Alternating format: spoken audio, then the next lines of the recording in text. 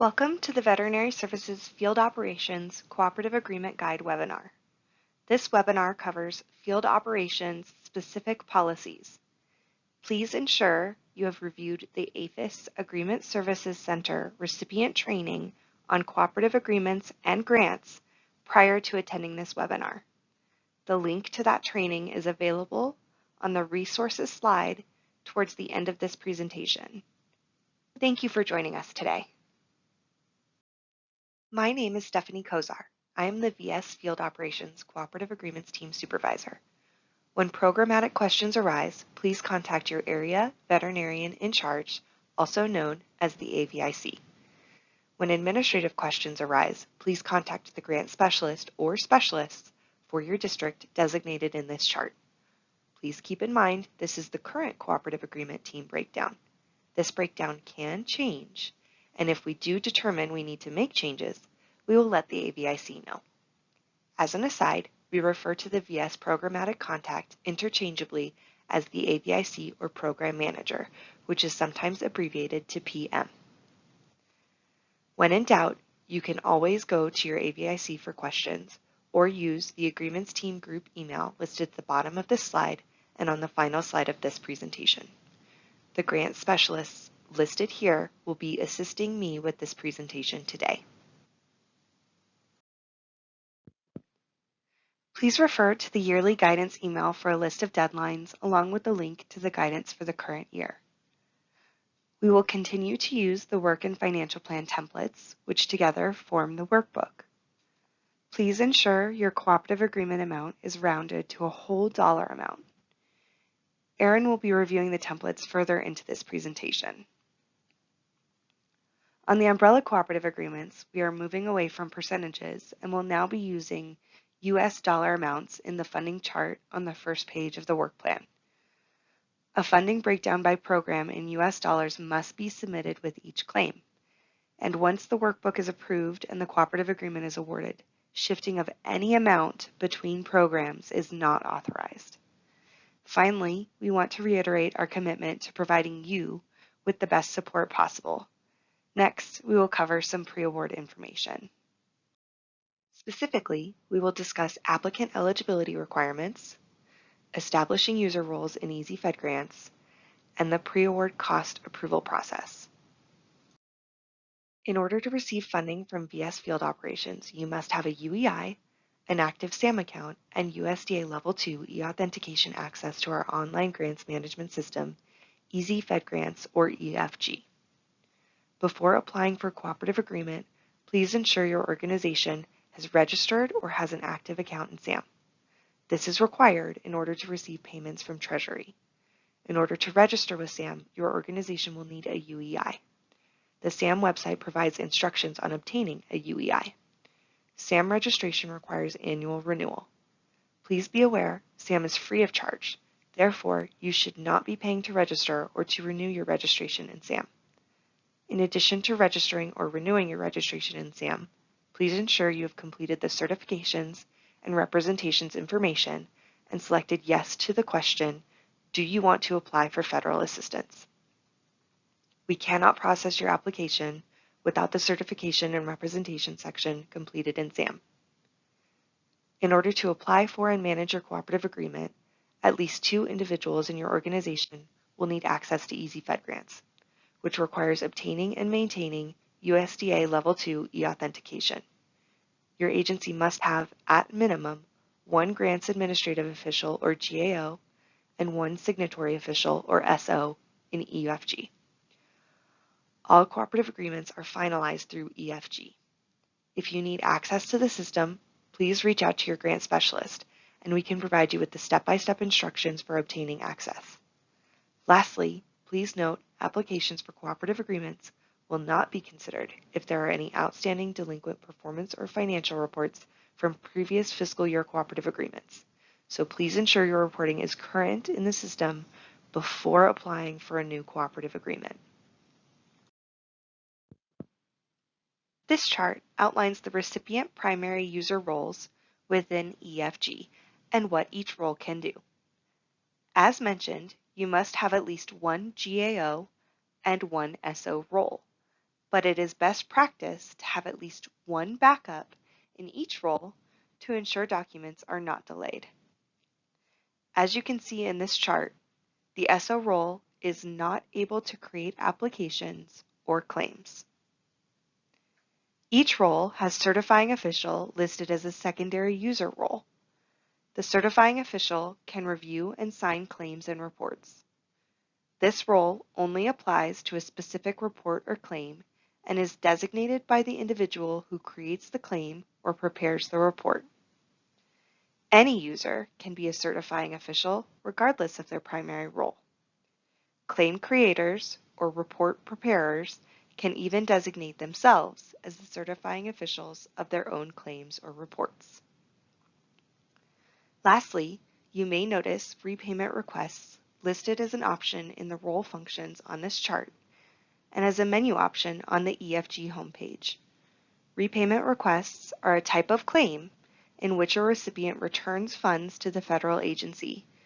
These funds may have been overpaid reimbursements, unused advance payments, or prohibited or unjustified expenses. Currently, VS does not utilize this function in EFG. If your organization needs to return funds, then please work with your grant specialist for this process. Pre-award costs are costs incurred prior to the date the cooperative agreement is fully executed. Recipients must submit a letter to the APHIS VS signatory official, SO, through the Area Veterinarian in Charge, AVIC, to obtain approval to incur pre-award costs. A link to the pre-award letter template can be found in Section 1 of the guide. The letter includes length of time, up to 90 days for which these costs can be requested, a justification explaining programmatic need to begin incurring costs, and an estimate of costs to be incurred during the pre-award period, approximately 25% of the cooperative agreement amount. Reimbursement of pre-award costs is contingent upon a fully executed cooperative agreement. Therefore, claims cannot be processed until your cooperative agreement becomes active in EFG. EFG will issue the award fee sheet once the cooperative agreement is active. Please note, verbal approval to enter into cooperative agreement or incur costs is not valid and cannot be honored. In addition, if the 90-day pre-award period expires and an extension has not been approved, then the cooperative agreement start date will revert to the date of final signature. Any costs incurred prior to the start date of the cooperative agreement cannot be reimbursed. As mentioned earlier, please refer to the yearly guidance email for the pre-award letter submission deadline. Now, I'm going to hand it over to Samantha to address the next topic, cost considerations. Thank you, Stephanie. I will be going over cost considerations, cost definitions, allowable and unallowable costs, publications and audiovisuals or outreach materials, laboratory equipment requests, IT acquisition, and travel policies. These are the basic considerations of costs you must keep in mind when creating your financial plan. Costs must be allowable, allocable, and reasonable. To be considered allowable, costs must be reasonable to accomplish the project in accordance with generally accepted accounting principles, not used to meet cost sharing or matching of any other federally funded program, and are adequately documented. To be considered allocable, costs must be treated consistently by the applicant, incurred specifically for the project, beneficial to the project, and necessary to the overall operation. To be considered reasonable, the amount does not exceed what a prudent person, given the same circumstances, would expect to incur. A quick reference of common cost types can be found in the appendix section of the recipient guide. The different types of costs are direct costs, indirect costs, cost sharing, and cost matching. Direct costs includes costs for personnel, fringe benefits, travel, supplies, equipment, contractual, and other. Next are indirect costs. Indirect costs are costs of an organization which are not readily identifiable with a particular project or program, but nevertheless are necessary to the general operation of the organization and the conduct of its activities. APHIS has a statutory cap of 10% on indirect costs for nonprofit institutions. Nonprofit institutions include both private and public organizations such as colleges, universities, schools, hospitals, and others. Typically, state, local, and tribal governmental entities are not considered nonprofit. The statutory cap applies only to cooperative agreements. If the recipient's indirect cost rate is less than 10%, then their negotiated indirect cost rate applies. A de minimis rate of 10% may be applied if an organization has an expired negotiated indirect cost rate agreement and receives less than $35 million in federal funding. If claiming the de minimis rate, please contact your grant specialist. Lastly, if a recipient has a current signed indirect cost rate agreement, it must be submitted with the application when applying for a cooperative agreement. Cost sharing or cost matching, which can be found in 2 CFR Part 200.1, means the portion of the project costs not paid by federal funds unless otherwise authorized by federal statute. Veterinary Services has a legislative requirement of 40% cost share, cost match for brucellosis eradication activities. No other programs require a cost share or cost match. If the cost share ratio or cost match requirement is not met as stipulated in the cooperative agreement, action can be taken to 1. Reduce the next cooperative agreement, 2. Reduce APHIS's share proportionately, or 3. Allow the reduced cost share when it is in the best interest of the federal government. Once the cooperative agreement has expired, adjustments to a cost ratio cannot be approved. This slide helps determine allowable and unallowable costs. To find an explanation of allowable costs, you can use the following for your resources: 2 CFR Part 200, Appropriations, or the current fiscal year recipient guide. Examples of unallowable costs are compensation and travel of federal employees, federal subawards, land acquisition, promotional, outreach and giveaway items such as calendars, pens, squishy balls, etc., vehicle purchases or leases, symposium, conference, meeting, workshop honoraria, research, construction and/or major rehabilitation of buildings, bonuses or commissions, fundraising, international travel. Also, please use the program-specific guidance in the recipient guide to determine if there are any additional restrictions to costs. When using agreement funds for publications and audiovisuals, please use existing materials. If new material is developed, it will need to be submitted to the program manager for additional levels of approval. You will be notified by the program manager of the final decision. Please allow a minimum of 2 weeks for review of materials, pamphlets, flyers, posters, etc. prior to printing. Approval must be obtained prior to printing. Equipment is defined as tangible personal property, including information technology systems, having a useful life of more than 1 year and a per unit value of $5,000 or more. If laboratory equipment is being requested, a laboratory equipment request form needs to be completed and can be found in the current fiscal year recipient guide. This form should be used for any laboratory equipment purchases for all programs. If applicable, please include the completed equipment request form when submitting your workbook. The term information technology includes, but is not limited to, computers, network and ancillary equipment, software, firmware, and similar procedures, services, including support services, and related resources.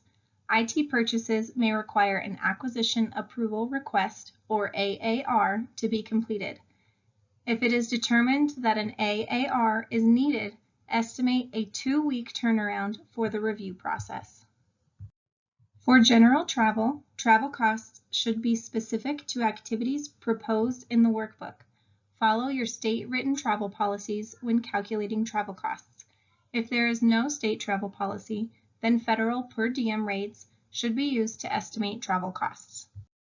For the Animal Health Association AHA meeting, either local, state, regional, or national, no more than 2 attendees per recipient combining umbrella and ADT cooperative agreements can be claimed. For the out-of-state meeting or conference travel cap, for umbrella cooperative agreements, the cap is $10,000 or 7% of total project cost, whichever is less. For ADT or other cooperative agreements, the cap is $5,000 or 7% of total project costs, whichever is less. Items not subject to the travel cap are travel to attend trainings, workshops, and working groups, travel to attend AHA meetings within your state. For example, if an AHA meeting is within your state, it is not subject to your out-of-state travel cap.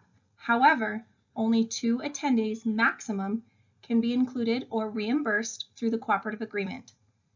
Registration fees for conferences and meetings should be categorized as other in the financial plan. Additional justification needs to be provided to support an increase in AHA attendees or to raise the budgetary cap. Justification will need to be approved by APHIS signatory official. Now Aaron will walk us through the workbook. Thank you so much. Hello all, my name is Aaron Rosales, and in the next few slides, I'll go over both umbrella and animal disease ADT workbook templates. The concept and format of the workbooks have remained the same since their inception. The workbook templates will be used to create the work and financial plans, reduce the amount of time to review and approve work plans, be used throughout the life cycle of the cooperative agreement for accomplishment reporting, and create transparency to easily identify and ensure proposed activities are being performed. Here is a summary of what's included in the workbook templates. Although both may be similar, there are a few differences. The main one is how umbrella consists of 2 workbook templates, a work plan and accomplishments template and a financial plan template, whereas ADT consists of 1 workbook template that has everything in it.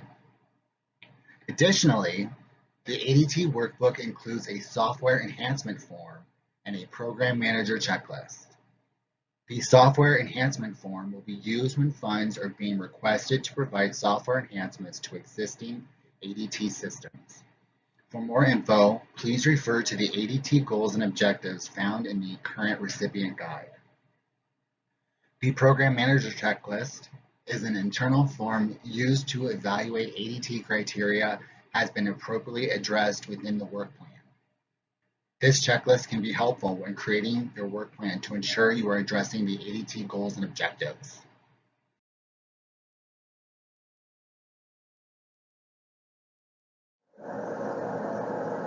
Illustrated on this slide are the ADT and umbrella workbook cover pages that will need to be completed. The text in red font provides additional instructions. On the umbrella cover page, highlighted in green, includes a funding chart. This chart will need to be completed and broken out by direct and indirect costs. It should also accurately reflect the funding provided for each program based on your request. Please note, funding is based on your approved chart on the cover sheet of your workbook. Shifts between amounts for each program in the chart are unallowable. Also highlighted in red at the bottom of each example, the ADT workbook has 1 work plan and accomplishments tab, whereas the umbrella workbook has a work plan and a report tab for each program.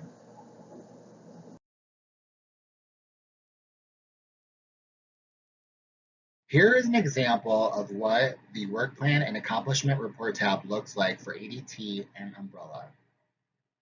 As mentioned in the previous slide, the umbrella template will have a work plan and accomplishment tab for each program. The example shown here is for Avian. Both templates will have a metrics-driven goals column, which is highlighted in green. The content in this column is created by VS program staff and cannot be edited. Highlighted in yellow, both templates have a proposed activity column that will need to be completed as part of your work plan development. If you do not have activities for one of the objectives outlined, then indicate NA next to that objective in the proposed activity column. If you have additional activities for an objective, please insert a new line for that objective. If there are additional objectives that are not outlined in the metrics-driven goals objective column, please contact your program manager to negotiate and determine if the objective is within the scope of the project. If agreed upon, new objectives can be added at the bottom of the spreadsheet. Highlighted in red, both workbook templates will have 4 columns which represent accomplishment reporting for each quarter.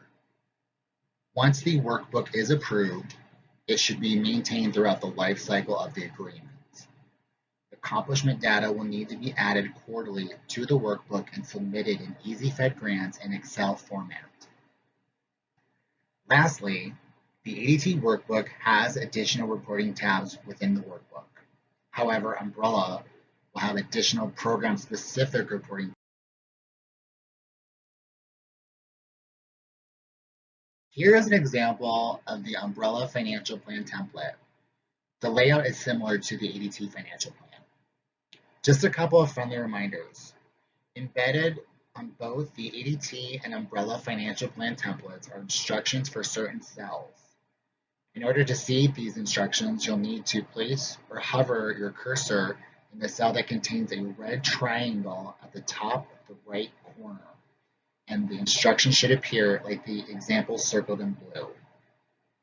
Please note, if you have recipients share, please illustrate these costs in the corresponding column within the financial plan. As a reminder, additional lines can be added to the ADT financial plan. However, if additional lines need to be added to the Umbrella financial plan, please contact your grant specialist. When developing your financial plan, here are some things to keep in mind. Refer to the financial plan appendix in the current grants and cooperative agreements guidance. This appendix outlines the types of details we're looking for when reviewing the financial plan. For example, for personnel, list the rate per hour and the number of hours or percentage of effort and salary rate for each position. For travel, include the estimated number of miles and rate per mile for local travel. For any out-of-state meetings, conferences, and trainings, include the number of travelers, total number of days, per diem rate, and lodging costs for each out-of-state event. Any testing cost? If costs per test are included in the work plan and accomplishments tab, please ensure those rates are correctly documented in the financial plan. Double check, or better yet, triple check all of your calculations. If there are any discrepancies noted during the work plan review, your work plan will require revision. Ensure the total federal amount is a whole number. We don't like cents. Submit a current copy of the negotiated indirect cost rate agreement with your workbook if indirect costs are included in the financial plan. Recipient cost share or cost match is not required except for a 40% match for brucellosis eradication activities. However, if you incorporate cost share or match and it is approved in your workbook, then it will be incorporated into your cooperative agreement and it is legally binding. You would report any actual recipient costs on the SF-425 financial report and verify that you have met the agreed upon amount by the end of the cooperative agreement period. Lastly, keep a file of your supporting documentation to show how costs were determined. Next, Lourdes will discuss application requirements. Take it away, Lourdes. Now I will go over the application process, notifications, documents, and reminders. Once your workbook has been approved, here's an overview of the application process. The opportunity information will contain an opportunity number and is emailed to the recipient. The recipient applies to the opportunity by searching for the opportunity number. The program manager reviews it. If revisions are needed, the application is sent back to the recipient.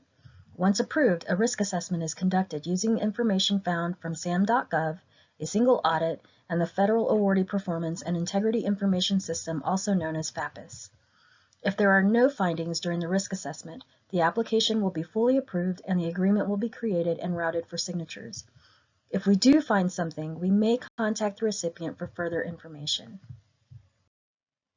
Here is an example of an opportunity notification. For application documents, the SF424 and SF424A will be completed in the system.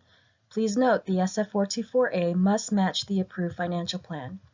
Forms to be completed outside Easy Fed Grants and attached to the application include the approved workbook, certification regarding lobbying for cooperative agreements exceeding $100,000, the SFLLL disclosure for lobbying activities for cooperative agreements exceeding $100,000 when there are activities to disclose, the SPOC letter, if applicable, and a signed negotiated indirect cost rate, if applicable.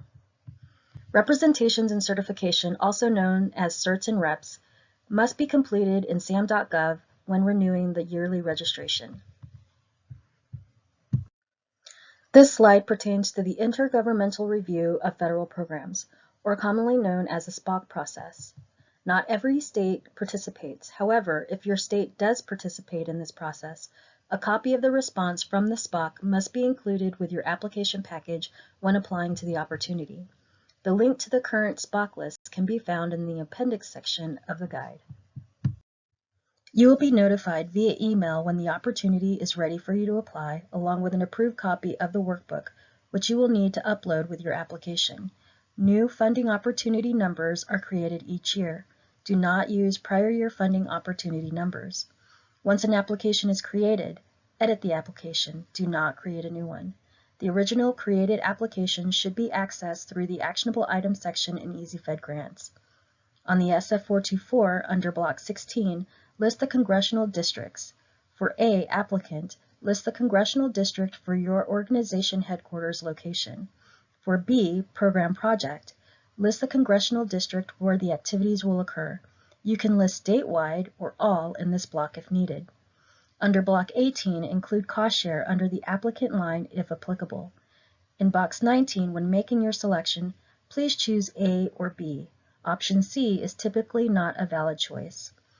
On the SF424A, sections A, B, D, and F must be completed. Include cost share in sections A, B, and C when applicable. On the Additional Details tab for a done CCR exempted entity question, please respond with no. All recipients must have a DUNS or UEI number. In order to activate the complete signature option on the application, the signatory official will need to read and agree to the legal notice terms and conditions. For returned applications, please refer to the Comments tab for information on why the application has been returned to make corrections before resubmitting. Now I will start reviewing post-award processes, which include claim submission, reporting, both financial and performance, amendments, and budget shifts. Easy Fed Grants does not automatically generate claims. When you are in Easy Fed Grants, select Create Claim from the left-hand menu as shown in the screenshot to begin a claim request. Only one claim can be processed at a time. Claims should be submitted in chronological order with no gaps in time. When creating a claim, we request that you reflect the actual expenses by cost category in the Requested Amounts by Cost Element section of the claim, or you may include the breakdown of expenses as an attachment to the claim. You may notice that when the cooperative agreement is initiated in Easy Fed Grants, the funding is allocated to the other line on the budget. This is due to some system limitations that do not allow us to properly reflect indirect cost and minor budget changes. However, we do track cost details to properly manage the cooperative agreement. Please keep in mind that both financial and performance reports must be current for the claim to be processed. Once the report is past due, the system will not allow us to process any pending claims. For umbrella agreements, each claim submitted is required to be broken down by program and cannot exceed the approved funding amount for each program. Attaching a completed chart, like the example seen on this slide, on the Attachments tab of the electronic SF270 claim in Easy Fed Grants will satisfy this requirement. In addition, please include direct and indirect costs for each program. If you do not wish to use this chart, you will need to submit a hard copy SF270 by program using the vertical columns on the form, with your overall electronic SF-270 claim and EasyFed grants as attachments. This approach may require you to submit more than one hard copy SF-270 with your claim. Here's an example of Section 11 of the hard copy version of the SF-270. Please note, columns A, B, and C are outlined to illustrate the use of these columns. Because there are only 3 columns, an additional SF-270 may need to be completed for one claim if more than 3 programs are funded. Failure to submit a breakdown with your claim may result in delay of payment and does not comply with the cooperative agreement terms and conditions. Lastly, shifting expenses between programs is not authorized. As illustrated in the chart, EasyFed grants names reports according to calendar year quarters, so please keep this in mind when submitting your quarterly reports in the system. If a cooperative agreement has been granted a no-cost extension, then reporting will continue with the same frequency as provided in the original funding period. For example, if reports were due quarterly, they will continue to be required quarterly. Performance and financial reports are required to be submitted in EasyFed grants in accordance with the frequency outline on the award phase sheet. The report templates become available for submission in EasyFed grants on the last day of each quarter. Reports are due 30 days after the end of the calendar quarter, except for the final report, which is due no later than 120 days following the expiration or termination of the agreement. All the reports are grouped in a common actionable item list and are made available to all users from the same organization, which include the grant administrative officer, grant processor, and signatory official. Any of these users can open, complete, and submit the report. Users may filter the reports by their name in the point of contact column. Once a user accesses a report from the common actionable items list, the report will automatically be placed in the user's personal actionable item list. Once the report is assigned to a user, it will not be visible to other organization users. This report assignment is valid for 1 day. All report edits and updates will be saved, including report status. If the report is not completed or submitted within 1 day, the report work item will automatically be routed back to the common actionable items list for other users to act on. If additional time is needed to submit a report, then please submit a written request for extensions to the program manager before the report deadline. The program manager will provide his or her decision in writing. However, even if an extension is granted, claims cannot be processed in EasyFed grants until all required reports have been submitted. Please note, at times the due date listed on the report may be inaccurate. Refer to your award phase sheet for correct due dates. Lastly, EasyFed grants will generate 2 reports for the final quarter of the agreement, that quarter's report and the final report.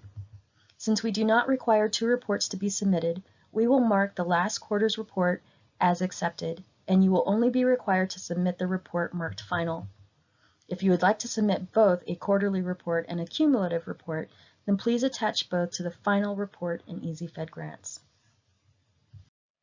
Next, let's review how to locate reports in EasyFed grants. This is a partial view of what you will see when you log into EasyFed grants. In order to complete your reports, you must access them through the actionable items on your home screen. Select Reports from the drop-down in the Actionable Items section, then click on the report that you would like to complete and submit.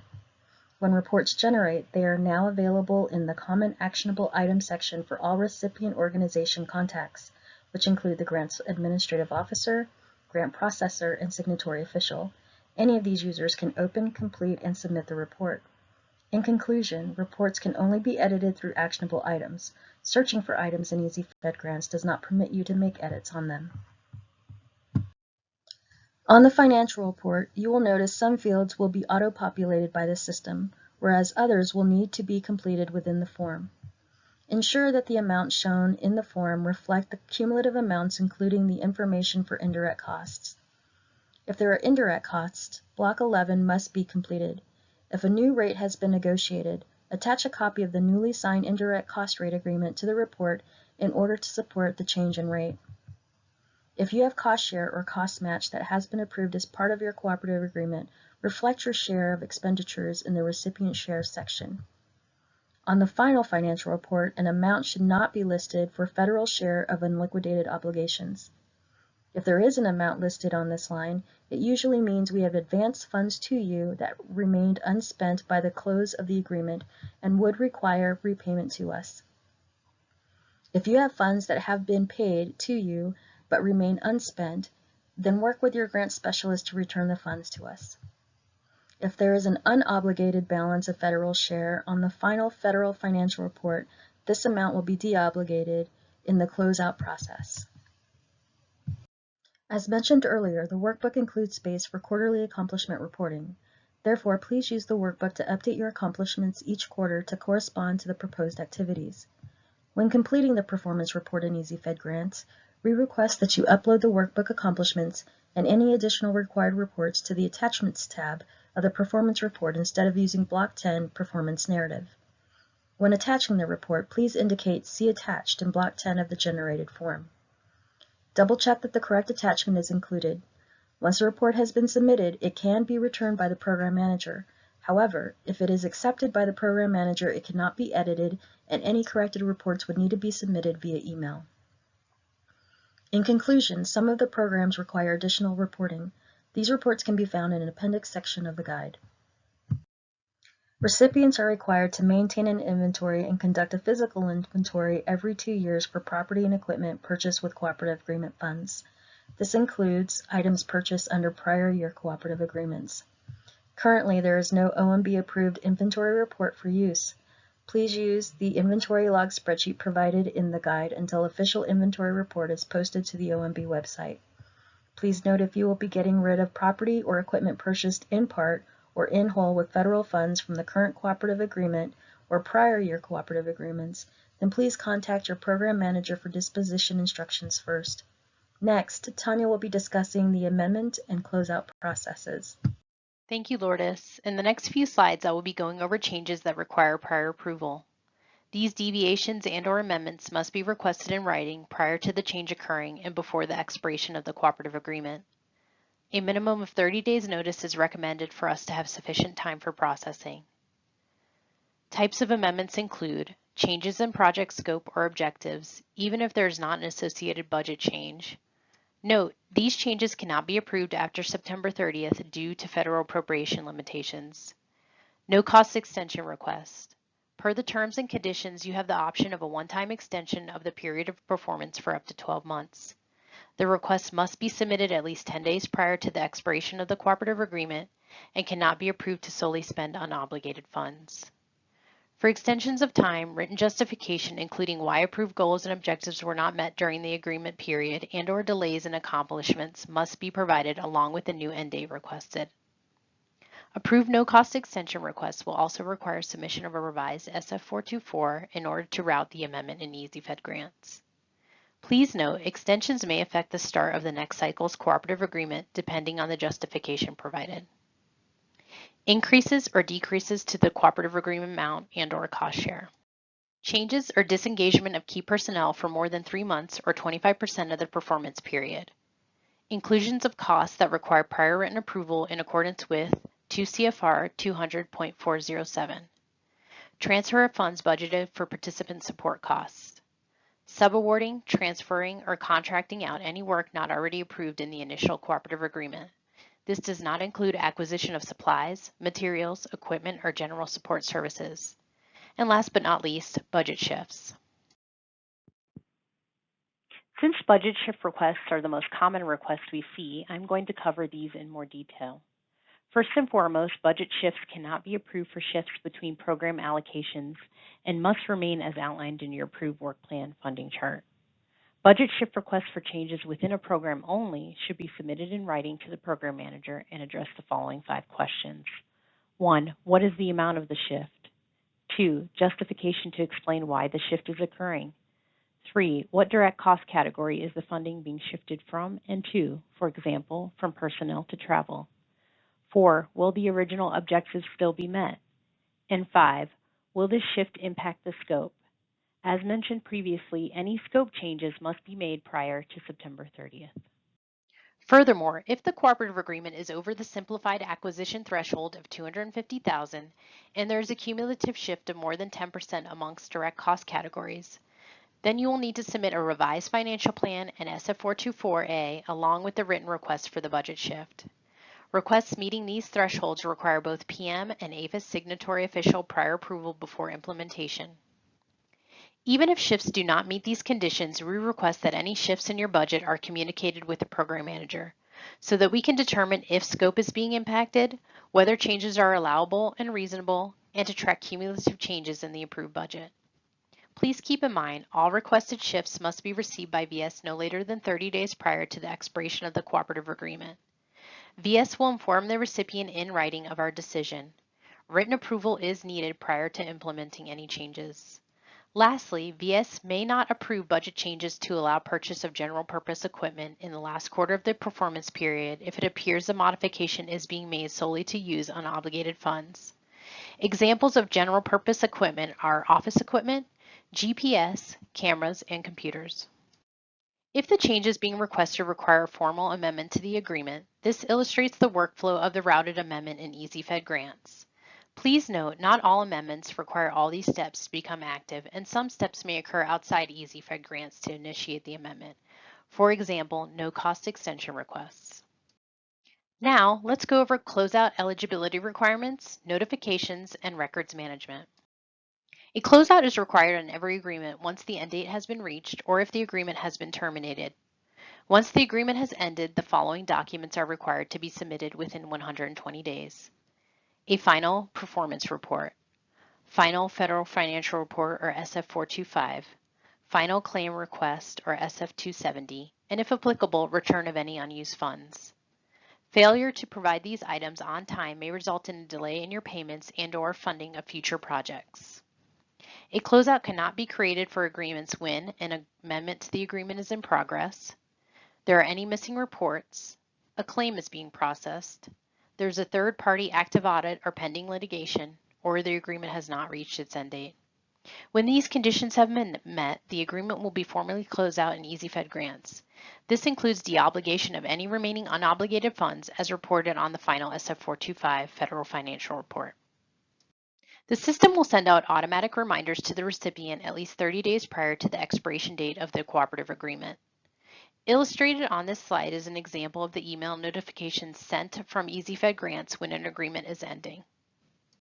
Records retention is required for purposes of federal examination and audit. This is in accordance with the requirements set forth in 2 CFR 200.334, which outlines once the agreement is closed, all records pertaining to the agreement should be retained for at least 3 years from the date of submission of the final report. Unless the agreement is under an audit or compliance review, then records must be retained for 3 years after all issues are resolved. APHIS may request that the recipient transfer records to its custody when there's a long-term retention value. If the records are transferred to or maintained by APHIS, the 3-year retention requirement no longer applies to the recipient.